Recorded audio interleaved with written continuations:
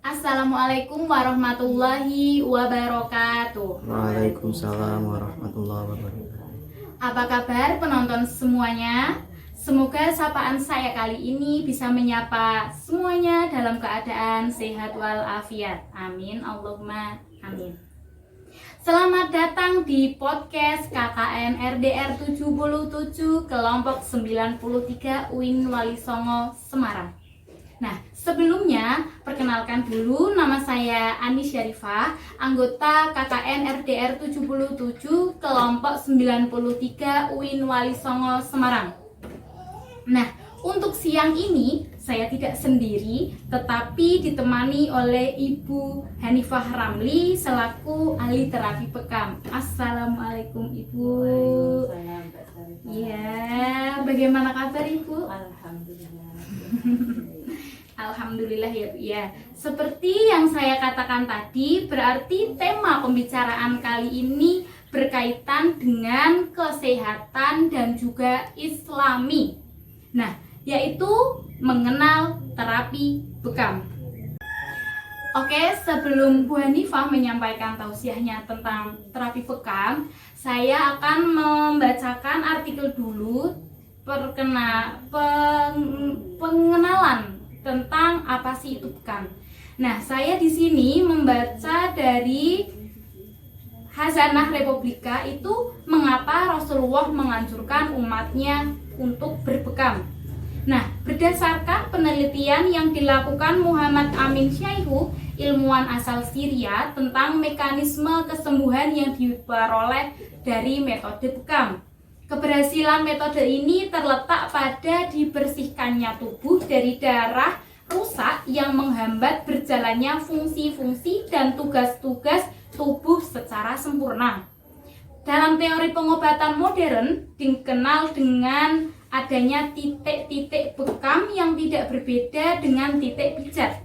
Dalam teori tersebut terungkap bahwa tubuh manusia terdiri atas 12 saluran utama dan 4 saluran tambahan yang semuanya mengandung unsur magnet. Selama unsur itu bekerja dengan baik, tanpa ada halangan sedikit pun, orang tersebut berada dalam kondisi kesehatan yang prima. Namun, jika terjadi penyumbatan pada saluran ini, muncul masalah-masalah di beberapa bagian tubuh. Nah, Ali bin Abi Thalib berkata, Jibril datang kepada Nabi Muhammad SAW dengan perintah berbekam pada titik ahdain atau urat leher dan al-kahil itu pundak. Riwayat lain dari Suhail, Rasulullah bersabda, berbekamlah di tengah tengkuk karena hal itu dapat menyembuhkan 72 macam penyakit. Nah, artikel yang saya baca ini hanya sebagai pengenal mengenai bekam. Untuk selanjutnya akan dipaparkan oleh narasumber kita, Bu Hanifah Ramli. Monggo Ibu silahkan. Oh iya, teman-teman, dari beberapa pertanyaan teman-teman yang masuk itu, yang pertama itu ada yang gini, bagaimana terapi bekam yang baik dan benar, dan bagian mana saja yang dibekam gitu. Terus ada lagi nih, kisaran usia berapa orang boleh dibekam? Ada lagi, orang dalam kondisi apa yang tidak boleh dibekam? Lalu ada apa kelebihan dan kelemahan dari terapi bekam? Dan nanti dari pertanyaan-pertanyaan itu nanti akan kita kupas oleh narasumber kita, Ibu Hanifah Ramli. Monggo Ibu silahkan. Ya. Assalamualaikum warahmatullahi wabarakatuh. Waalaikumsalam warahmatullahi wabarakatuh. Alhamdulillahirabbil alamin. Wassalatu wassalamu ala asrafil anbiya'i wal mursalin. Asyhadu an la ilaha illallah wa asyhadu anna Muhammadan abduhu wa rasuluh. Qala rabbi ishrah li sadri wa yassir li amri wahlul 'uqdatam min lisani yafqahu qawli. Amma ba'd. Pertama-tama saya ucapkan terima kasih kepada Mbak Syarifah dan Iya teman-teman dari UIN Walisongo UIN Walisongo ya maaf. Iya. Atas kesempatan yang diberikan kepada saya untuk memberikan sedikit ulasan tentang pengobatan ala Rasulullah, yaitu bekam atau hijamah. Jadi langsung saja ya, sebenarnya bekam atau hijamah itu merupakan pengobatan yang disunahkan oleh Rasulullah, yang mana bekam atau hijamah itu pengambilan darah kotor dari tubuh kita. Yang darah kotor itu sudah tidak terpakai, artinya darah kotor bukan di dalam aliran darah tetapi di bawah permukaan kulit. Darah kotor akibat entah itu karena polusi udara, karena makanan yang sekarang junk food, fast food itu ternyata menyebabkan darah kotor di dalam tubuh kita, seperti itu. Jadi darah kotor itu yang harus wajib sebenarnya itu diambil. Jadi kalau tidak diambil itu menyebabkan badan terasa sakit-sakit, pusing sekali ya, seperti itu. Terus kemudian siapa saja sih yang bisa dibekam? Nah, iya tadi ada pertanyaan yang masuk begitu. Jadi darah kotor yang diambil dalam tubuh kita itu minimal anak 7 tahun itu sudah bisa dibekam. Dari 7 tahun dari itu. 7 tahun itu sudah bisa dibekam. Sampai usia ya tak terhingga ya, artinya dalam kondisi sudah masih sehat itu masih bisa. Terus kemudian banyak pertanyaan juga seperti ini. Terutama wanita ya, wanita biasanya seperti ini. Bu, Mbak, kalau misalnya kita lama enggak head, iya. Soalnya kan kalau cewek itu biasanya kan udur Bu ya. Apakah bisa itu untuk diambil dengan bekam bisa menggantikan darah head yang tidak keluar? Itu tidak sama. Karena apa? Darah kotor yang keluar karena head itu kan darah dalam rahim. Sementara darah kotor untuk darah bekam ini adalah darah dari seluruh tubuh yang itu memang sudah tidak berguna lagi, sampah itu artinya, sampah. Jadi dan itu pun beda Mbak, artinya sifat dari darah kotor yang keluar dari mel itu sama head, sama darah kotor yang keluar dari bekam. Kalau darah kotor yang keluar dari head itu kan baunya apa ya namanya, amis namanya, nggak enak ya. Sementara kalau darah kotor ini dari kotor bekam itu hawanya itu panas. Oh panas. Jadi darah kotor yang keluar karena bekam itu mengeluarkan racun-racun toksik. Jadi kita para pembekam kalau misalnya dalam 1 hari bisa membekam 1 sampai 5 misalnya, kalau yang misalnya di terapi bekam kan khusus itu ya bisa jadi 5 orang. Kalau misalnya nggak pakai masker itu nanti hawa panas dari racun yang keluar dari darah kotor itu bisa menyebabkan kita malah apakah itu kadang flu atau mungkin kalau kondisinya lagi drop bisa langsung nular ke kita yang apa namanya ya. Nah di sini itu ada pertanyaan yang masuk gini Bu, kisaran usia berapa orang itu boleh dibekam dan orang dalam kondisi apa yang tidak boleh dibekam gitu, gimana itu? Kalau minimal usia itu 7 tahun sudah bisa dibekam. 7 tahun berarti masih kecil, anak-anak itu udah bisa Bu ya?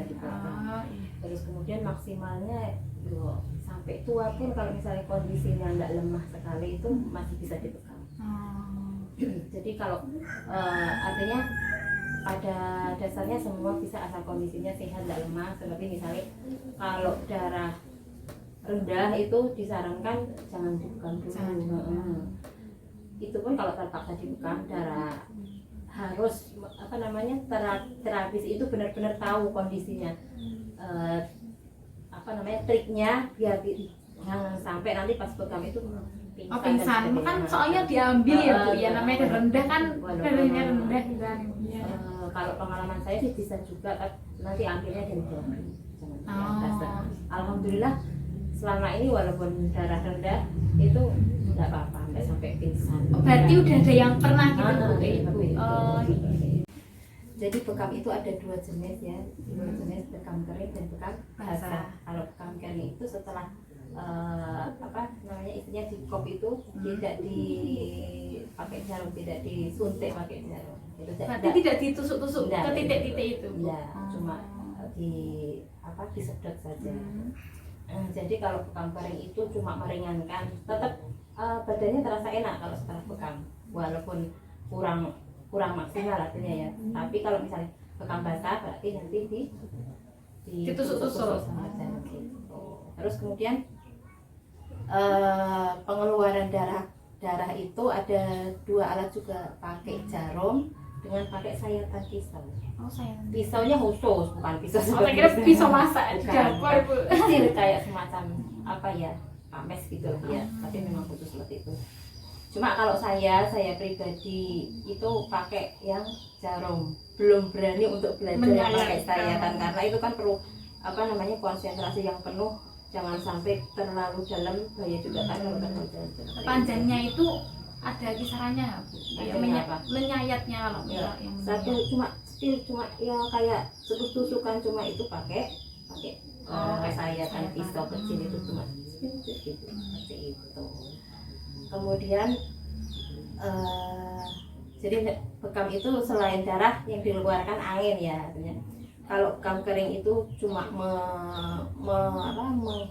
meringankan keluhan, tapi kalau bekam basah itu insya Allah dapat menyembuhkan penyakit dengan izin Allah seperti itu. Kemudian siapa saja sih yang boleh dibekam, iya, kondisi tadi seperti kondisi apa, seperti gitu ya. apa, Seperti sama apa, yang tidak, yang kondisi seperti apa. Selain itu tadi yang kondisinya memang lemah, terus darah rendah, kalau memang pembekam itu nggak berani jangan dulu. Kemudian yang mempunyai penyakit diabetes mellitus, terutama yang diabetes basah itu malah makan ini ya nanti kamu soalnya kalau misalnya lupa kan takutnya tidak bisa karena malah seperti itu. Kemudian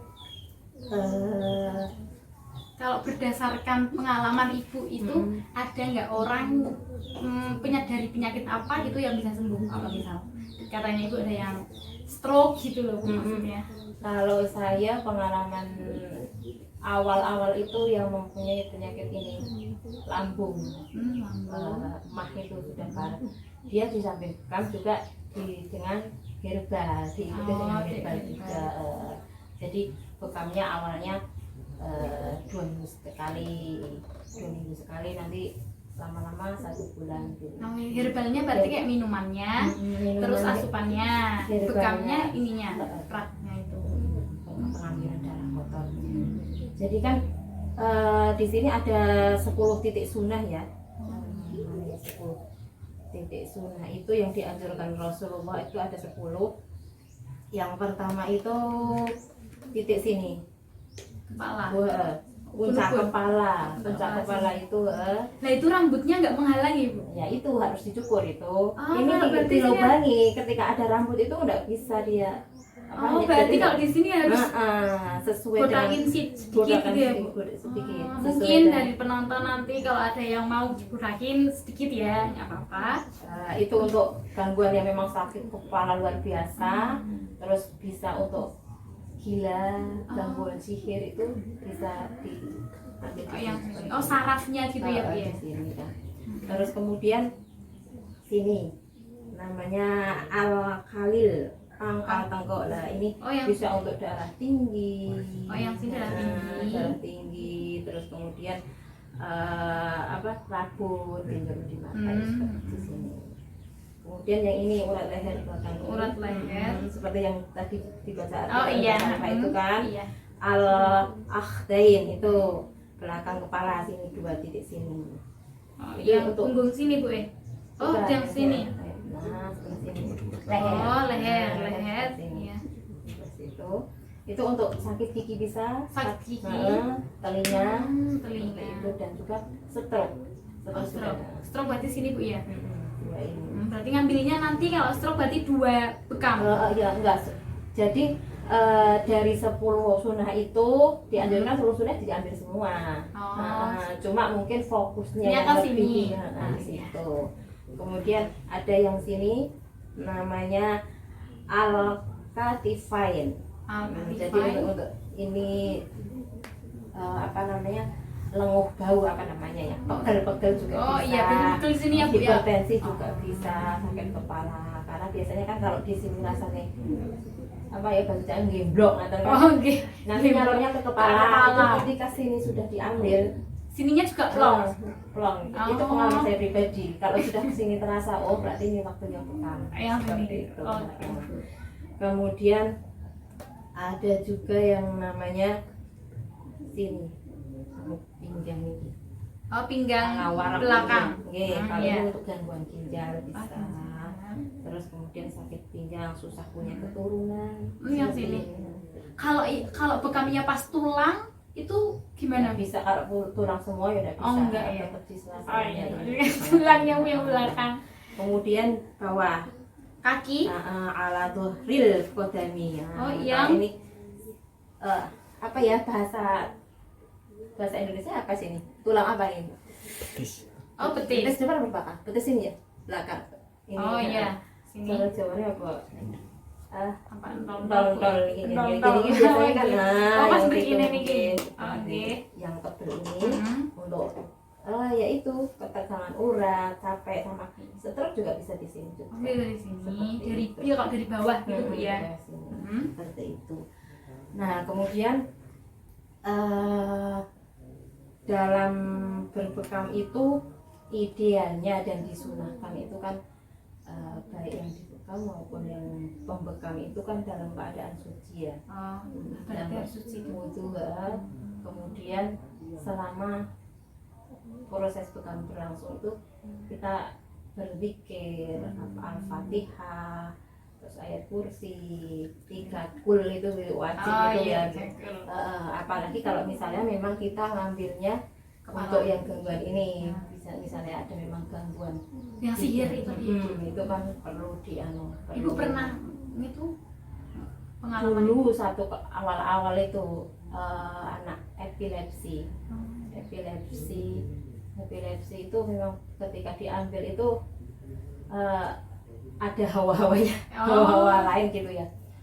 Cuma memang kalau pengobatan itu kan harus sabar, telaten, dan juga ada apa namanya kadang orangnya sendiri gitu Bu ya. keyakinan dari pihak keluarga, kemantapan untuk menjalani pengobatan itu gitu. Kadang ada yang telaten, ada yang putus di tengah jalan kalau sudah lama kok udah seperti itu. Jadi tetapi kelebihan bekam itu apa? Artinya gini, ketika kita menjalankan bekam, niat kita memang untuk pertama mungkin kalau yang punya penyakit untuk sembuh dari penyakit ya. Tapi minimal ketika kita tidak sembuh dari sakit itu, minimal kita sudah menjalankan sunnah. Ya, sunnah. Kalau kita sudah diniatkan untuk menjalankan sunnah, ketika tidak sembuh, oh kita sudah mengikuti sunnah Rasul. Apalagi kalau misalnya bekam itu dilaksanakan di tanggal-tanggal sunnah tadi. Oh, ada tanggal-tanggal Tanggal khusus sunnah, istimewa tanggal untuk sunnah. bekam. Iya, Itu jadi tanggal berapa ya? Tanggal yang disunahkan dalam hadis kalau tidak salah Bukhari Muslim itu berbekamlah kalian pada tanggal 17, 19, 21 Hijriah ya, bulan Hijriah, bukan bulan Miladiah. Kenapa kok tanggal itu sih? Karena ternyata secara teori itu setelah bulan purnama itu darah itu naik. Darah kotornya Darah kotor itu naik. Jadi setelah bulan purnama kan tanggal 15 ya. Iya. Nah, darah kotor itu naik.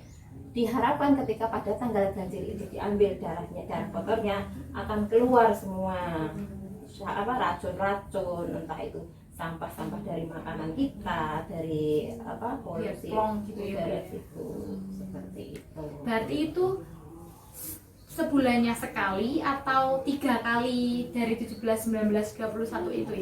Satu kali, satu Satu bulan kali. minimal sunahnya satu kali di tanggal 3 tanggal itu memilih. Berarti bukan- milih. Oke. Jadi milih di antara tanggal 17, 19 sama 21. Bulan Hijriah, jangan lupa bulan Hijriah. Setelah bulan purnama ya. Bu. Setelah bulan purnama. Setelah bulan Dengan catatan kalau itu kan artinya orang nggak punya penyakit bukan untuk terapi ya. Oh, iya. Kalau untuk terapi itu biasanya kadang 2 minggu sekali, tidak melihat Oh, tanggal berarti itu. boleh? Boleh. Jadi kalau misalnya memang khusus mau terapi suatu penyakit itu tidak harus melihat tanggal itu. Kalau tanggal sunnah itu dikhususkan untuk yang artinya sehat tapi ingin berobat dengan yang sunnah gitu kan. Iya, iya. Dapat sunnahnya, dapat sehatnya, Sehatnya. seperti itu. Artinya kalau misalnya berobat dengan sunnah ini kan walaupun tidak sembuh kasarannya gitu, tidak sembuh itu kita sudah melaksanakan sunnahnya seperti itu. Lah, untuk kelebihan dan kelemahan dari terapi bekam ini, Bu. Biasanya kan orang kan kalau punya penyakit stroke, saya mau bekam saja, nggak mau ke dokter. Mungkin dari bekam, ya tadi kalau stroke mana Bu, kepala ya, Bu, bisa ya. yang daerah sini. Nah itu nggak, Bu, kelebihannya itu gimana, Bu? Kalau kelebihannya ya itu tadi ya, kita menjalankan sunnah Rasul ya. Cuma mungkin kalau kelemahannya itu tidak bisa dibilang kelemahan, mungkin ya, artinya tidak Dari bisa medis. dari satu kali bekam itu Bekam. langsung. Berarti langsung bener-bener sembuh. terakhir kayak terapi ada, berarti, ada Bu, ya. terapi berapa Rutin. kali dalam sebulan dulu, nanti dikasih jarak tetap, tapi tidak murni dari bekam itu, tetap harus ada sampai ada apa dampingan, tetap harus ada herba lainnya untuk mempercepat proses Penyembuhan. penyembuhan itu seperti itu. Nah, bagaimana tips yang baik dalam memilih terapi bekam? Tips yang baik. Itu dilihat dari apanya, Bu? Kalau dari Jadi idealnya sebelum kita membekam itu ada diagnosa juga ya. Seperti yang kemarin sudah saya ceritakan ke Mbak Sarifah, ada kita lihat diagnosa dulu penyakitnya apa, misalnya keluhan apa, bisa dengan iridiologi tadi lewat mata, lihat bisa mata. lewat telapak tangan bisa Mbak. Kalau dari mata dulu gimana itu? Di mata dulu misalnya pakai senter itu kan ada garis-garis mata yang hitam itu, ada kalau misalnya ada runcing seperti ada gangguan di mana di ginjal bisa. Ada rumus-rumusnya gitu ada. ya. Misal Atau- bentuknya apa, penyakitnya apa gitu. Jadi ada 4 metode kan, dari iridiologi mata bisa, dari telapak tangan bisa, telapak tangan, dari lidah. lidah juga bisa seperti itu. Dan kalau telapak tangan misalnya ya, ujung-ujung sini merah itu biasanya kolesterol itu. Kalau ini sini. Telapak tangan itu. Dilihatnya dari apanya Jadi, ya ini? ini seperti ini kan, kalau misalnya ini ujung-ujung sini merah dia. Itu sini Nah, merah. biasanya itu apa namanya kolesterol. Kalau di sini banyak pecah-pecah putih, Iya. biasanya itu kebanyakan angin ginjal. Gitu. Sorry, kebanyakan angin. Kalau ginjal itu sininya, Yang sininya. sini. Kayak keriput gitu loh. Kayak keriput. Kayak kalau kena air lama itu keriput. Kalau ini perempuan ini kelingking Kenapa? bengkok itu biasanya masalah di rahim dia. Bengkok sininya. Sini Gitu. itu loh, bisa lihat dari situ. Nah ini jangan Bu ya, ini ya. Jangan sampai. Nah, Seperti itu. di sini juga Bu, mengapa terapi bekam sangat dianjurkan oleh Rasulullah? Nah ini di sini saya itu melihat ada membaca hadis itu, inna amsalama tadawaitum bihi hijamatu wal fasdu, mutafakun alaih. Sesungguhnya metode pengobatan yang paling ideal bagi kalian adalah bekam. Karena itu sangkutannya dengan hadis yang lain juga, bahwa asyafa'u fi thalathatin syarbati asalin wa syartati mihjamin wa kayyati nari wa anha umati anil kayyi. Jadi kesembuhan itu ada 3, minum madu, sayatan bekam, dan kai. Namun aku melarang umatku untuk melakukan kai. Apa itu? Kai itu besi panas, besi yang dipanaskan itu terus itu. Jadi memang yang dianjurkan itu bekam. Jadi hadis itu ada keterkaitannya dengan hadis sebelumnya tentang 3 macam kesembuhan itu. Nah itu kalau bekam zaman Rasulullah itu bagaimana ya Bu? Ya mungkin pakai apa ya, seperti alatnya mungkin nggak seperti sekarang ya. Iya. Alatnya nggak seperti sekarang ya, tapi pakai apa? Ya Tanduk hewan itu seperti itu. sakit kayaknya Bu ya. Cuma caranya seperti apa saya belum bisa membayangkan itu. Kalau dulu maksudnya pakai tanduk itu di anu dulu, di apa namanya, ditusuk pakai disayat juga mungkin ya. Tanduk apa itu kira-kira hewannya? Kalau saya Jangan kalau Rasulullah. Rasulullah tanduk apa ya? Cuma Rasulullah. Oke. Nah, itu kalau di bekam itu kan kebanyakan itu kan ada yang di kepala tadi, ada yang di mana leher, leher, ada yang di kaki juga tadi Bu ya, terus ada yang di punggung. Nah, itu kebanyakan kalau saya lihat-lihat di berita itu kok kebanyakan di punggung. Itu kenapa ya Bu? Kebanyakan. Karena Dan itu banyak banget itu loh Bu. Ya itu kenapa banyak? Karena memang ada sunahnya 10 tadi ya. Cuma memang selain itu bisa yang terasa sakit mana bisa diambil. Seperti itu. Kenapa di punggung? Karena sebenarnya kan urat-urat dari seluruh tubuh kita kan tersambung juga ke sini. Berarti kayak Jadi kalau misalnya pusatnya di sini Bu ya. di punggung sini misalnya perut yang sakit ini juga nyambung kan, Nyambung ke ada tulang rusuk sini ke belakang seperti itu. Makanya kan tadi di sini di bawah sini ini untuk bisa gangguan ke Tadi ke rahim, sakit pinggang seperti itu. Kalau misalnya sini juga bisa ke kepala sakit. Nyalur-nyalur gitu Bu ya. Seperti itu kan sambung. Tapi apakah itu tetap harus 10 atau kalau misal mau 1, 2 bisa Oh, boleh. Nah, kalau misalnya mau 1 saja tidak apa-apa, 2, 3 sini yang rasanya cuma pegel sekali bisa cuma situ nggak apa-apa. Yang tapi biasanya itu kalau punggung misal 1 itu diambil pusatnya yang mana Bu? Yang tengkuk yang sini tadi yang hampir ke leher sini.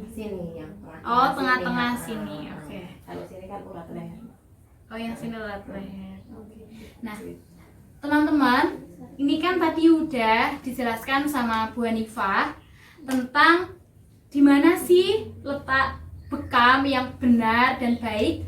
Nah, selanjutnya itu kita nanti akan mempraktekkan langsung Bu ya. Boleh. Dan nanti kita ada teman kita yang mau dibekam, itu cowok, nanti ada bapaknya, nanti Bu Hanifah akan menjelaskan tentang bekamnya itu sama titik-titiknya itu Bu ya. Oke.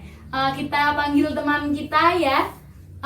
Teman kita yang mau dibekam namanya Mas Urfi, silahkan bisa masuk. Monggo. Dan yang mau bekam, soalnya gini teman-teman, kalau bekam itu kalau cewek ya yang bekam itu cewek Bu ya. Nggih. Kalau yang bekam kalau yang dibekam cowok lah itu nanti pembekamnya juga cowok. Iya. Kaitannya kan karena aurat dan ya ini ajaran Rasulullah kan ya. Iya. Jadinya tuh laki-laki harus dengan muhrimnya laki-laki gitu ya. Laki-laki, cewek dengan cewek. Nah, ini kita juga udah mendatangkan ahli terapi bekam kita juga. Monggo Bapak. Monggo mriki. Dengan Bapak siapa?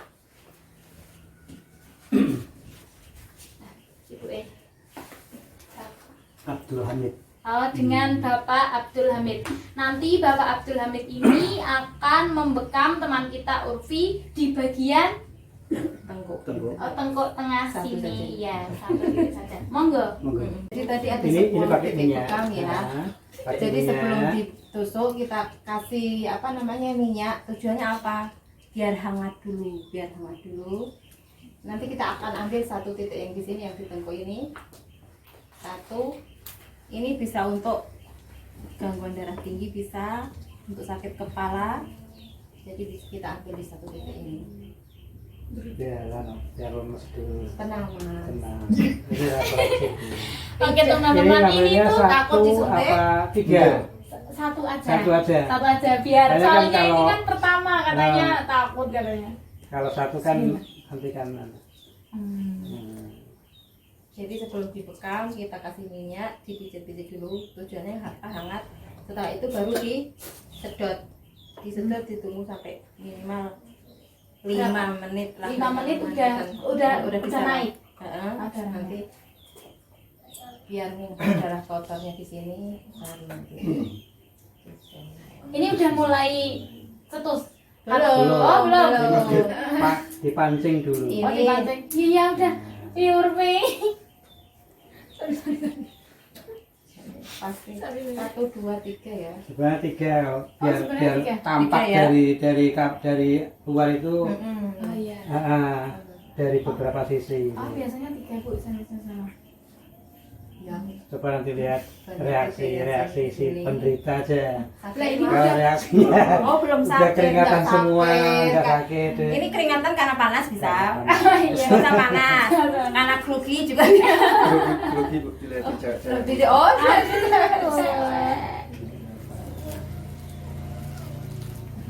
apa ini tadi udah ditusuk? belum. Ini nanti Belum nunggu. seneng-seneng kan? Nah, ini nanti ya. Hah? Dia ini Oh itu bisa Embun. keangkat itu ya Bu ya? Nah, ini kan ditarik tadi. Oh. Ditarik pakai seperti itu. sedotan ini. Mm-mm. Nah, ini mulai keluar angin dia. Iya. Jadi Angin. dia angin ini keluar yang Berarti anginnya kayak numpuk di ya. di tubuh biasanya di Mm-mm. punggung ini kan kena apa ngumpul angin Coba juga. ya. Hati aja nggak apa-apa. Biar ada ulangannya. Nah, itu kan ditarik. Oh berarti ini diambil. Diambil setelah itu baru kita tusuk. Oh tadi nunggunya itu berapa menit? 5 menit minimal 5 menit itu sekitar 5 menit. Bismillahirrahmanirrahim. Terus dia harus apa namanya lepas. Oh iya berarti nggak boleh ya nggak boleh ya yang Mas Upi. bebas. Oke. Oh iya mau tanya apa yang dirasakan? Enak. Oh, apalagi kalau Apa semuanya ya. Semuanya Bu sebut. Nah ini ya kepala ya kalau kan dibotak Siti. Enteng kok. Lo harus kerasa gitu nih. Apalagi kayak misalnya sampean ya, melayang dia seneng.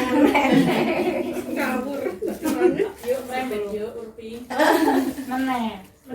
Oh langganan. Seneng anu begadang kayak ya. Jadi dia Oh, benar. Benar sekali itu. Benar sekali, benar. Susah Bu gitu. Oh, Berarti ibu bisa sampai membaca kayak gitu Bu ya? Oh, ini kan bukan. Oh kelihatan Bu kalau kayak gitu. Oh kalau begadang kelihatan Bu. Kelihatan kalau pas lihat. Sama kalau begadang darahnya tambah banyak gitu Bu. Angin. Banyak loh. Ah iya ini kelihatan Bu ya. Kalau darahnya keluar banyak itu karena memang belum pernah diambil ya kan. Kalau misalnya yang rutin 1 bulan sekali itu bekam tidak sebanyak ini. Cuma ya sekedar keluar tapi tidak sebanyak. Kalau yang sudah dirutinkan ini kan belum pernah diambil sama sekali. Ini kamu nggak sunah nggak apa-apa ya? Soalnya nggak tanggal berapa. Enggak apa-apa tapi kan tetap sunahnya. Iya, sunahnya bekam.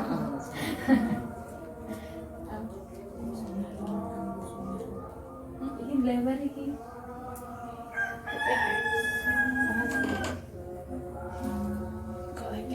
Bekasnya seminggu dulu ya. Oh, enggak mesti. Kalau seminggu itu sing apa? Merah sekali itu dari seminggu, tapi kalau enggak terlalu bekasnya kan enggak mesti merah karena pengaruh angin karena darah yang keluar, enggak mesti sampai hitam itu kan. Kalau yang seminggu itu yang sampai hitam di sini. Kalau sini kan enggak terlalu banyak.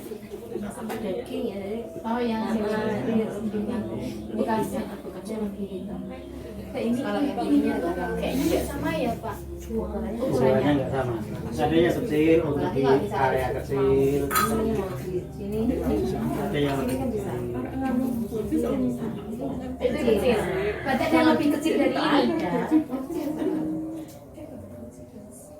Karena kan kalau ada rambut tidak bisa dia. Oh ya. Kalau kena rambut misalnya di pelipis ini, Berarti ketika harus ada di rambut, itu dulu. Tidak bisa. Makanya kalau misalnya yang di atas itu ya harus diputaki sini.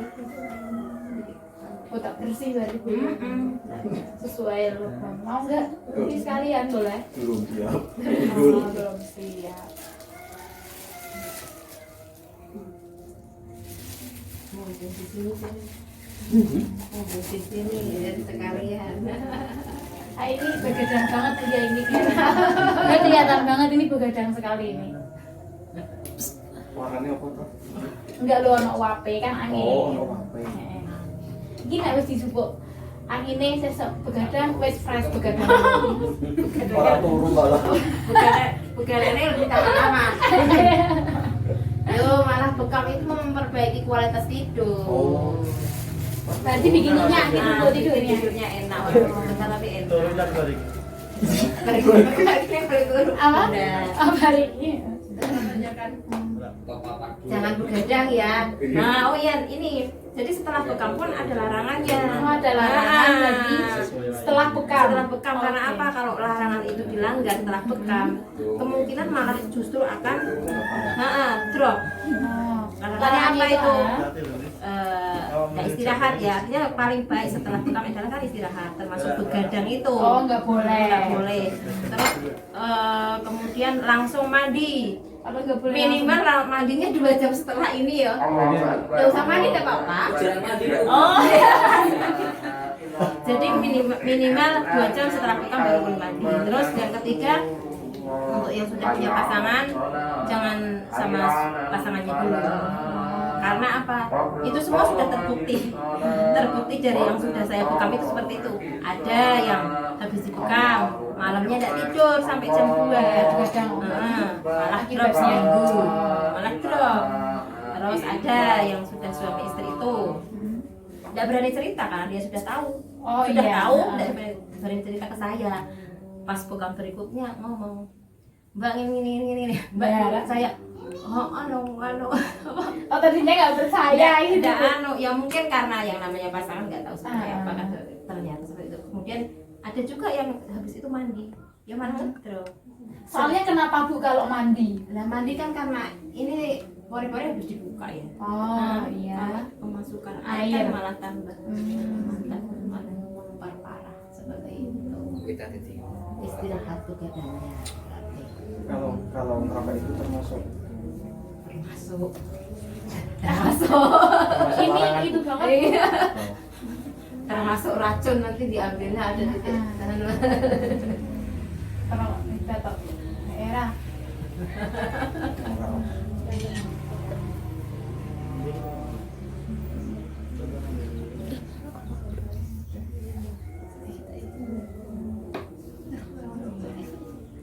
Yang atas sudah mulai Udah ya, banyak. udah mulai dibuka. Oh, kalau udah seperti itu udah mulai dibuka. Yang atas Sudah keluar. cukup biasanya tidak terlalu berat, cuma 1 kali sudah tidak keluar lagi biasanya. Berarti Sehat pada umumnya iya.